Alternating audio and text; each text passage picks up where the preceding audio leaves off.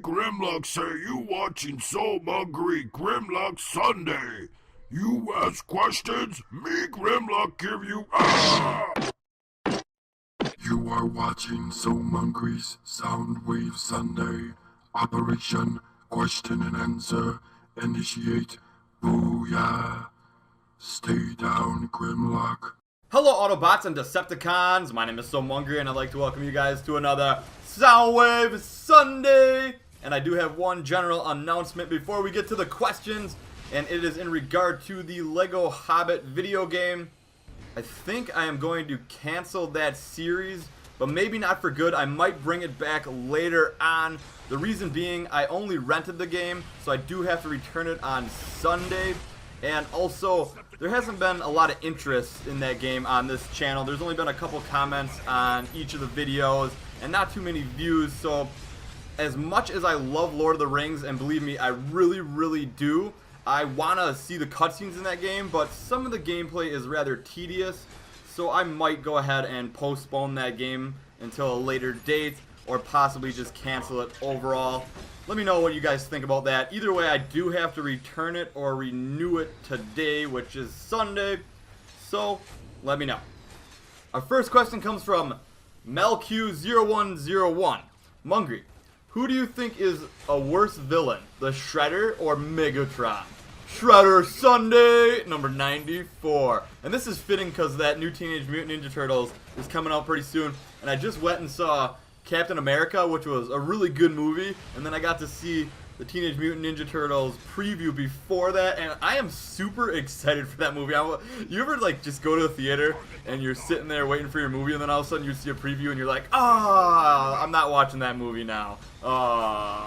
But Captain America was good, and I am looking forward to Teenage Mutant Ninja Turtles, but I do have to give the upper hand here to Megatron because the Shredder isn't really successful at destroying the turtles ever, whereas Megatron has had success killing Autobots here and there, so I think he's the worst villain. Our next question comes from Jedi Mike. Peso Mungry, are you looking forward to Guardians of the Galaxy? Soundwave Sunday, number 94. And I'm going to go ahead and tell you guys this. I'm a DC guy before a Marvel guy, and Marvel and the Avengers are cool and all, but they really were never my cup of tea when I was growing up. I never was like a huge Iron Man fan, Thor fan, Captain America fan, or any of the above. So I am looking forward to Guardians of the Galaxy because I feel like I fit in with these bands of misfits. I love that actor from Parks and Recreation. Now I can't think of his name, but he is awesome. And Rocket Raccoon, being played by Bradley Cooper, should be pretty funny, witty, and I heard he's a little bit vulgar, so I'm very much looking forward to that. And I know there's like Root and then some other guys, so I am really looking forward to Guardians of the Galaxy, more so than I have any other Marvel movie to this date. Well, with exception to probably X-Men back in the day, because I'm a huge X-Men fan, especially Wolverine and Gambit. Like, those are my two guys when it comes to Marvel. So yeah, I'm looking forward to Guardians of the Galaxy. And I'm going to go ahead, I'm going to throw out a little spoiler here. Not a spoiler for the Guardians of the Galaxy movie, but possibly for the channel coming soon maybe. You might see a little bit of Rocket Raccoon. Hint, hint, wink, wink, lick, lick, nudge, nudge, pet, pet, eat garbage out of neighbor's trash can, Rocket Raccoon. Yeah, and he brings in the big guns too. No big deal. Our next question comes from Storm197. Mongy, what in the entire awesome gaming universe is your favorite game type? And by type, I mean shooter, racing, action. Soundwave Sunday 94. And if I were to go a little bit broader, I would say third person. Third person in general. I like it when I can see my character and I can go on an adventure with my character either in a third person campaign, third person multiplayer, third person race, etc. I really like third person style games. They are number one in my book. And maybe a little bit more narrowing down on this, I would say probably MOBAs as of right now, because I do play a lot of MOBAs, but that could change over time. I do enjoy a good third-person shooter, and I also like racing games. And Mario Kart 8 coming soon, and Smash Bros coming soon. This is gonna all maybe change when that hits. Who knows? Plus Transformers, third-person as well. So I don't know. MOBAs as of right now, but it's a loose MOBA. Very loose. Our next question comes from Quaza Moise. Hey Mungry, have you ever had a pet? Yes. I actually had a dog for 12 years of my life when I was a lot younger, from kindergarten to whatever it is, 5th grade, 6th grade, around there. Maybe a little bit longer actually. But her name was Shadow. She was an awesome chocolate lab. I don't think I have any digital pictures that I could put on the screen, but she was amazing, and she was extremely well trained. We live kind of in the boonies a little bit, but not so far away that you couldn't just get to town in like 10 minutes. So our dog was constantly outside. We never penned her up. We would leave town for like the weekend if I had something to do. Like I would do a lot of traveling stuff. When I was younger, I played traveling soccer.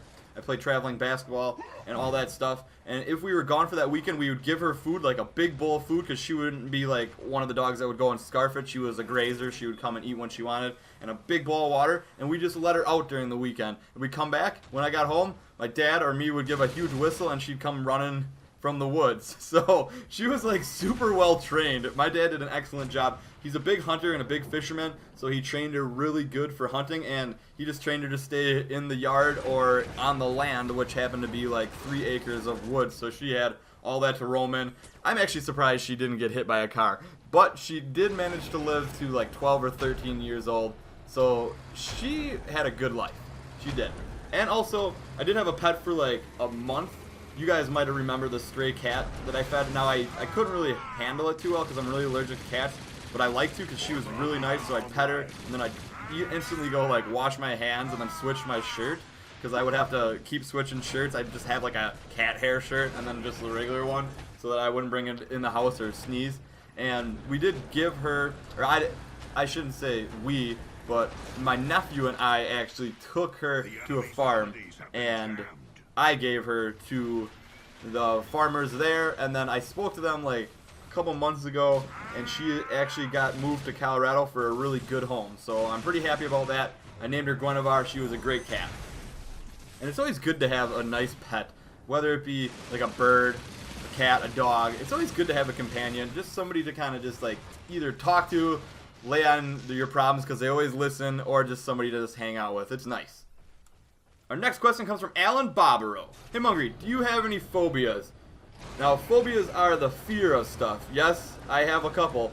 I am afraid that Transformers Rise of the Darkspark will be bad. No, I'm kidding. But I am a little bit fearful of that. But in real life phobias, I don't like going down ladders. Like, that's like my number one thing. I'm like, I'll go up it. I'll be like, woohoo, I'm up here. All right, how we getting down? Didn't pack my parachute. Not going back down that ladder. So, eventually I'll just tuck, roll, and jump, and pray that I don't break both my ankles, because I got that 3-legged race coming up, and I can't let my partner down, you know, so maybe I'll just stay up on the roof for a couple months. You know, live it up there, I'll be the roof guy. That's my new name, you know. The people are like, oh, it's roof guy. And then I'll be a nationwide phenomenon. People will come and visit me. They'll throw me chips, sodas, food. I'll have this huge beard, and I'll be all like really gross from all the storms coming in, but I would live on the roof just like a bird. Yes. I think I'm gonna turn my phobia into a good thing. We're gonna go with that. Coming soon, roof guy. Our next question comes from Gus Lipata. Hey Mungry, how do you think the multiplayer is going to work for the new Transformers game? Soundwave Sunday number 94. Now you didn't say which one, Transformers Universe, which looks pretty cool. It's going to be like a MODA, it's called this, so it's going to be an online tactical shooter with a bunch of friends, so I think that's going to be pretty sweet. Now for Transformers Rise of the Darkspark, we have not been told if there's going to be a competitive multiplayer mode. You know there's escalation, so I'm guessing they're just going to be bringing back escalation maps, adding a couple new ones, and keeping like the character abilities the same. But if I were to guess, if there were going to be a competitive online multiplayer mode for Transformers Rise of the Darkspark, I would guess it would be similar to the Dark of the Moon game, because I feel that is a little bit easier to implement into a system versus all the fall Cybertron customization. I would think that they would just give characters weapons and abilities and keep it at that and not let you switch them around and then have old maps just coming back in, possibly just the same or maybe remastered. That would be my guess. We don't know for sure if we're getting competitive multiplayer. We only know about the escalation and the campaign so far. Crossing my fingers for that multiplayer though. And our last question comes from Scout Prime. Hey Mungry, how's it going, brah? It's going swell. I wanted to ask if you have had the Taco Bell breakfast. It seems about time they came up with that kind of stuff. If you had it, did you like it? Now I haven't had it. I would ask Ronald McDonald if it was good or not, but he would just tell me yes. He seems to be a huge fan.